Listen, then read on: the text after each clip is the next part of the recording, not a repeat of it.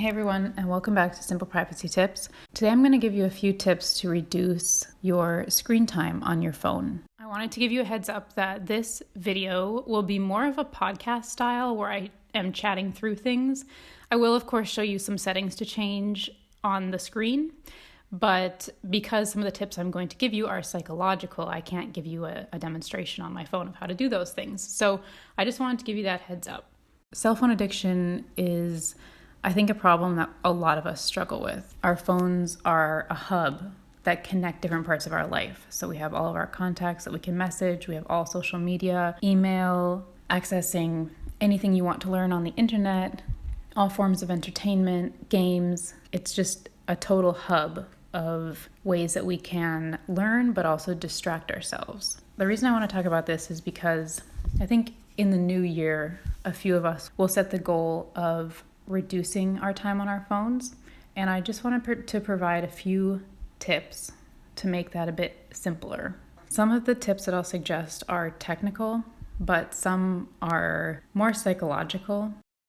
I think we all know this, but the way that social media companies are designed is to keep us coming back to the platform and, in a sense, addict us to using the platform, to checking our notifications, to checking what engagement we got on a picture or a post or a comment. This is a key metric that a lot of social media companies use to tell their shareholders, because when they can say, look, people are scrolling on our platform for hours, or we have this many people who are regular active users every day, meaning they keep checking back into their profiles. We have people that are posting tons of content regularly on our platform.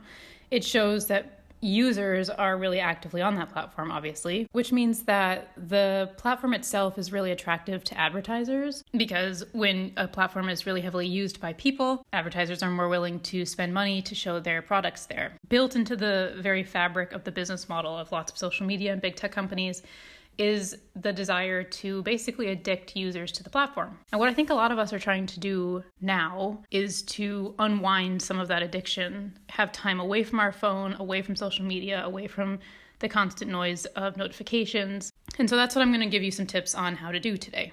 The first tip I'm going to talk about is more psychological. I think sometimes solving a problem that comes from technology can't always be solved with more technology.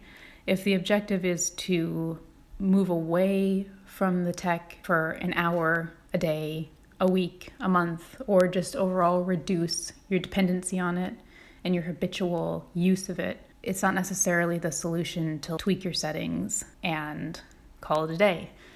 It's more psychological. There's a book called Atomic Habits. It's about how small habits over time result in big change. And one of the first things that the author talks about is the importance of mapping out your existing habits. And so my first tip for you is to don't even try to change your behavior at this point.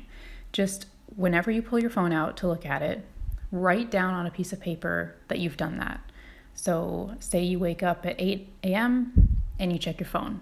Have a notebook there, not your notes app, but a physical notebook and pencil, and write 8 a.m. woke up and checked my phone, and then say what you did. So checked Instagram, and also make a note of what motivated you to check your phone. Is it just habitual? Are you avoiding something? Are you procrastinating? It's good to make conscious why some of those unconscious habits exist in us. And then say when you locked the phone again. So say you locked the phone again at 8:30, document that, write it down. And do that for maybe a day or two. And I think the impact of this will be to just make it visible what you do habitually. So when you see on that pad of paper, at least what I saw on that pad of paper, what I was doing over and over unthinkingly, it was quite stark, and it pushed me to really change my behavior. Because I think the objective that we're going for when we say we want to reduce our screen time is that we want to get out of being in constant response mode. Freedom over our time is the objective. So when you're always getting messages and you always have these red notifications popping up and you always are hearing the ding and the alarms and you're getting phone calls and texts, you're constantly needing to respond. You're constantly in response mode. Whereas if all of those things would go away, you would be in control of your time. You would say, here's what I want to do, here's what I want to prioritize, and you could just focus on those things. So that's my first tip, is to spend, a day or two making visible some of these habitual patterns. The next thing is to turn off your notifications. And this just speaks to what I just mentioned, which is getting out of response mode. When you turn off your notifications, when you're not hearing the dings and the bells, and you're not seeing the red notifications pop up, and you're not seeing that you have 32,000 unread emails, you can avoid that mental stress that comes from seeing all that. The way to do this on iPhone, which is the operating system I'll show you how to do these technical things on, is go to your settings and then go to notifications. And then one by one, you can turn it from allow notifications to just not. And it's kind of therapeutic to just see all of these possibilities of notifications just disappear. No notifications. Even with phone, you can turn off notifications. But some of us, have family members or friends that we need to be in constant availability for. Like maybe you have children, and so you're hesitant to turn off notifications from your phone. You can always go in from settings to do not disturb. And then when you turn do not disturb on, it silences in bulk calls and notifications, but you can allow calls from your favorites. So when you go into your contacts, you can select your child or whoever you're wanting to receive calls from as a favorite. And then even if you have do not disturb enabled, the call will come through. Now, the reason I'm not suggesting that you just simply turn on Do Not Disturb is that when you have it on, of course, it'll block notifications and calls, but when you turn it back off, all the notifications will come flooding in. And so I think it's more sustainable and more beneficial to go into notifications and turn notifications off. One thing I would also say to consider is at night when you're, going to bed maybe, to just turn your phone off. You could also put it into airplane mode or just silent mode, but the reason I'm suggesting to consider turning it off is that it increases the friction of checking all your notifications because you actually have to turn the phone on and wait for that to turn on. I think it was in Atomic Habits as well that the author talks about you always want to understand what you're aiming for, the good habits, and then what you're trying to decrease, your bad habits. And you want to increase the friction points of your bad habits and decrease the friction points to creating good habits. So when you're trying to reduce your screen time, you want to be thinking about what are some friction points I can put into my phone to make it more difficult for me to do this. It'll prompt you maybe to not even do it to begin with, or it'll just slow you down a bit. And so by turning your phone off at night, if you wake up at like 3 a.m. or something and are tempted to check Instagram, you have to go through the hassle of waiting for your phone to boot up and then checking it. And so it might just slow you down there. Another tip I have for you is to try to set up a rhythm in your days where you can batch respond. So it's again about control over your time and not being in constant responsive mode. Setting up a time of your day, or maybe to begin with, you set up 4 times a day. So 9 a.m., noon, 3, and 7 p.m. or something, where you allow yourself to respond to messages, to check your social media, all of that. This helps you in a few ways. When it's not time to check your messages, you can relax and think, okay, I don't need to be responding to anyone right now. It's very unlikely that something really urgent will come in before you're able to check your accounts again. So you can kind of mentally relax.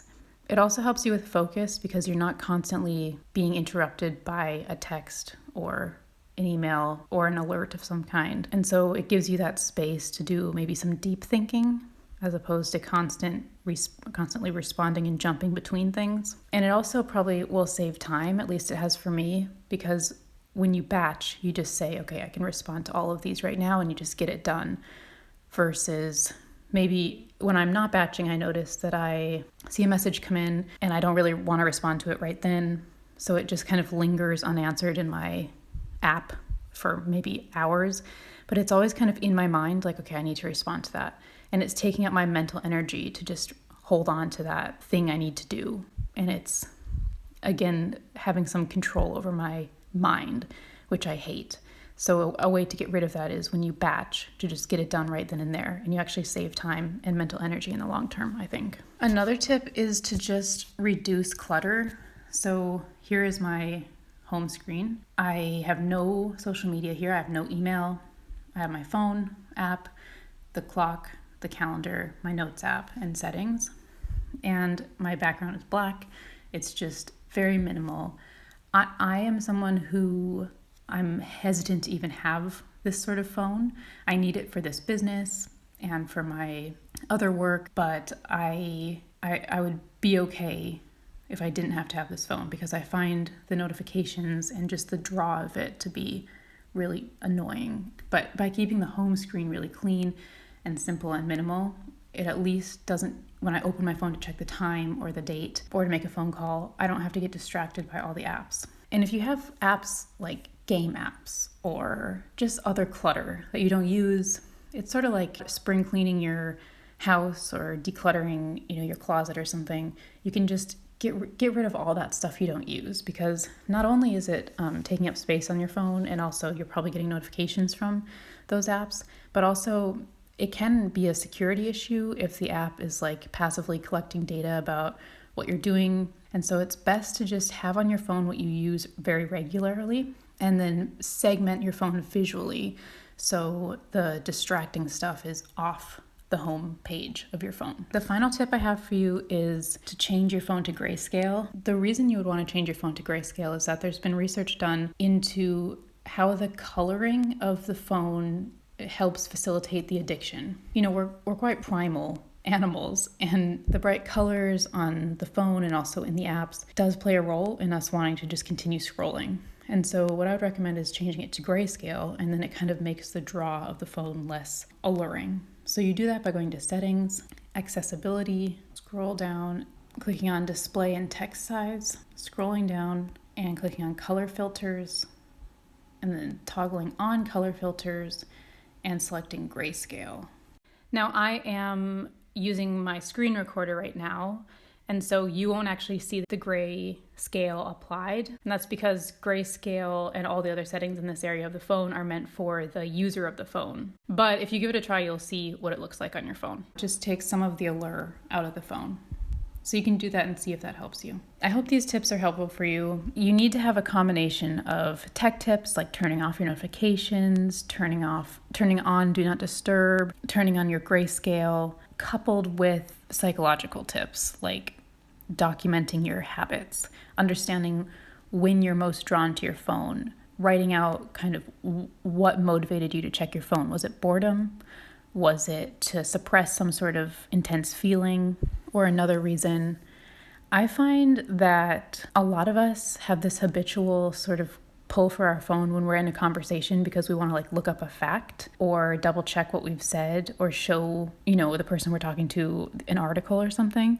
And more often than not, I've found that is just superfluous. It's not useful information. No one needs to have all of these stats and facts presented to them. It takes away, in my experience, from the actual conversation when somebody pulls out their phone and shows you a website or shows you a photo or finds the stat or something. And then of course, once your phone is open, you see all your notifications and you feel overwhelmed by that or stressed, and you feel like you need to respond to everything. So if you can just avoid doing that, then you can avoid that mental anguish that comes. Okay, a bonus tip I have for you, which just came to my mind, is at night to leave my phone out of my bedroom. So I have an analog alarm clock. The phone stays outside of the bedroom. I did to turn it on airplane mode and have tried turning it off, but I have found the most effective thing and the biggest way that I can cause friction is forcing myself to actually get out of bed, go to a different room and get my phone to check, Instagram at 3:00 in the morning. I'm not going to do that. And therefore that habit of leaving the phone out of the bedroom has been really beneficial to me. I hope these tips have been helpful. I've created a free and downloadable worksheet for recording when you use your phone and the reasons why you were drawn to use your phone. You can download and print that off and use it to record your phone use for a day or two. And you can also share it with a friend or family member who also is wanting to reduce their screen time in the new year. So I hope this is helpful, and I wish you the very best at reducing your screen time. Talk to you in the next Simple Privacy Tips video.